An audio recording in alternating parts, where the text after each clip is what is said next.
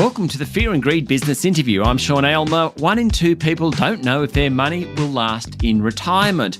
And in a reflection both of soaring house prices and the rising cost of living, almost 1 in 3 working Australians expect to still be paying a mortgage once they've retired.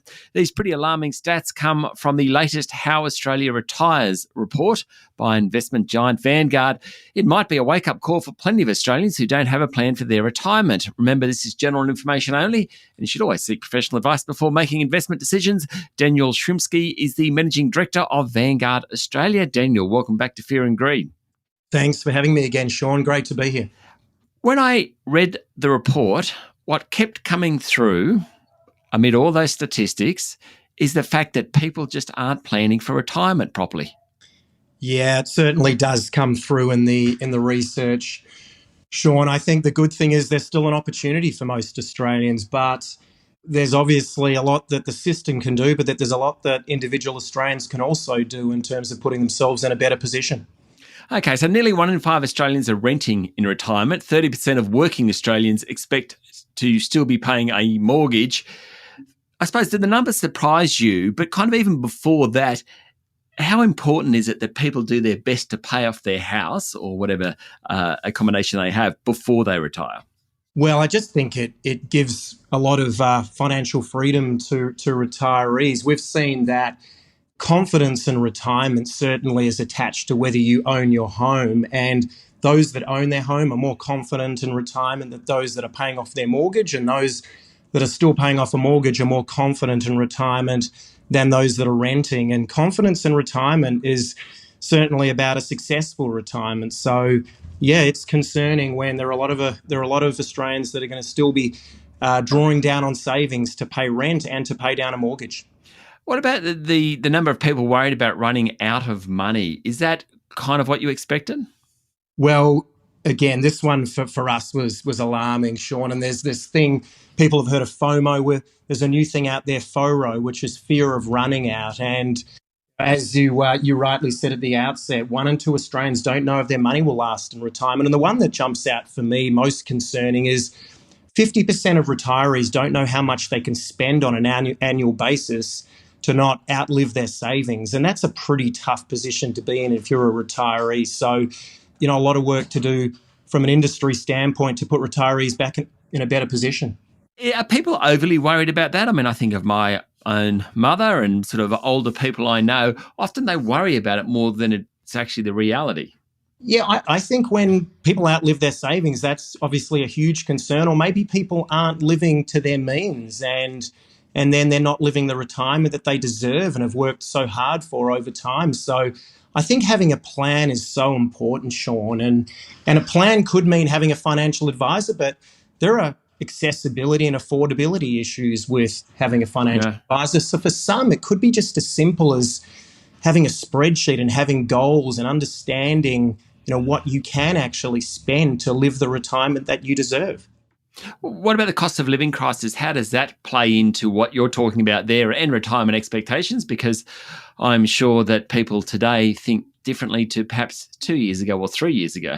Yeah, absolutely. The cost of living pressures are certainly weighing on retirees. It came through very loud and clear in the research. Retirees are now saying they're going to need another $10,000 per annum in retirement based on those cost of living pressures. And I think Australia is basically saying they need to work harder and potentially work for longer as well to live that retirement that they deserve and the retirement that makes them feel comfortable.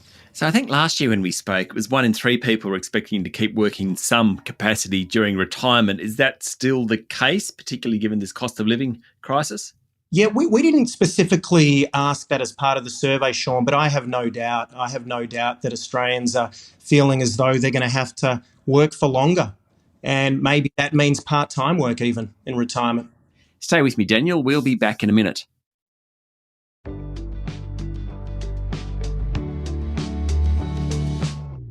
I'm speaking to Daniel Shrimski, Managing Director of Vanguard Australia. Okay, so 40% of Australians don't have a clear plan for retirement. What should they be doing? What should someone be doing right now to start thinking about it? And this isn't a 55-year-old's problem. It's a 20-year-old's problem too.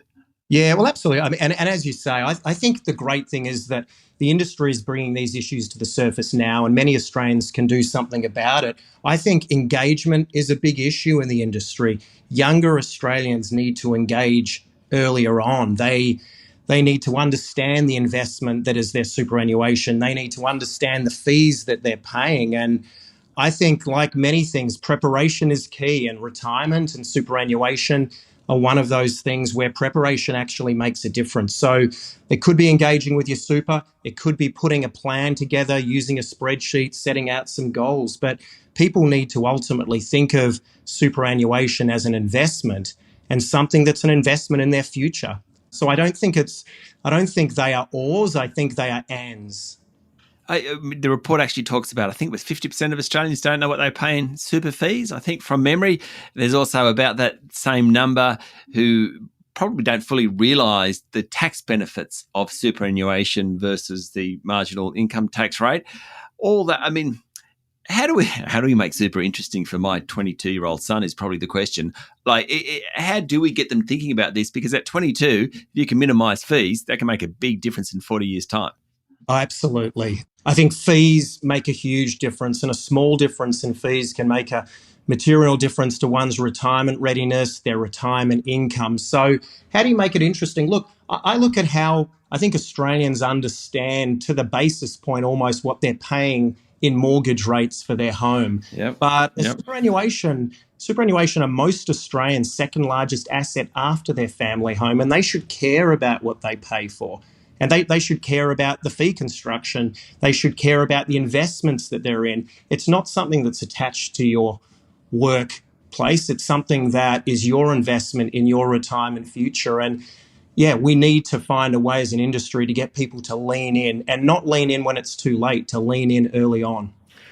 I want to talk a little bit about inheritance because the report has some interesting findings on that. Almost half of all Australians believe retirees should prioritise their own spending before leaving money to the kids. Half, that means the other half aren't thinking that. In fact, 6% still believe inheritance should be the primary goal. I would have thought in 2024, when we have a retirement system or a superannuation system that's been going for as many years as it has, people should sort of think differently about inheritance because presumably their kids are going to be paying super all their lives. Yeah. I mean, the inheritance one was fascinating in terms of what the younger generations expect to receive. A third of them expect to receive an inheritance, and then if you ask do the expectations match reality, you find that retiring Australians, I think 28% of them have set aside dollars to pass on to loved ones, and 47% plan to leave an inheritance if there's money left to do so. But 23% don't plan to leave anything. So it's an interesting one. But I think one thing that came out loud and clear, the majority of Australians feel that retirees should prioritise their own spending before they leave money to loved ones. So I think that's a positive thing.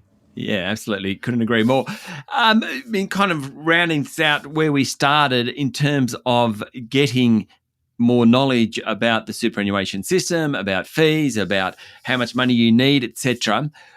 I suppose that's all about financial advice. How do we actually make quality financial advice more accessible? I appreciate, Daniel, this isn't the easiest question. We've been struggling with it for many, many years. But, what are your thoughts given your role?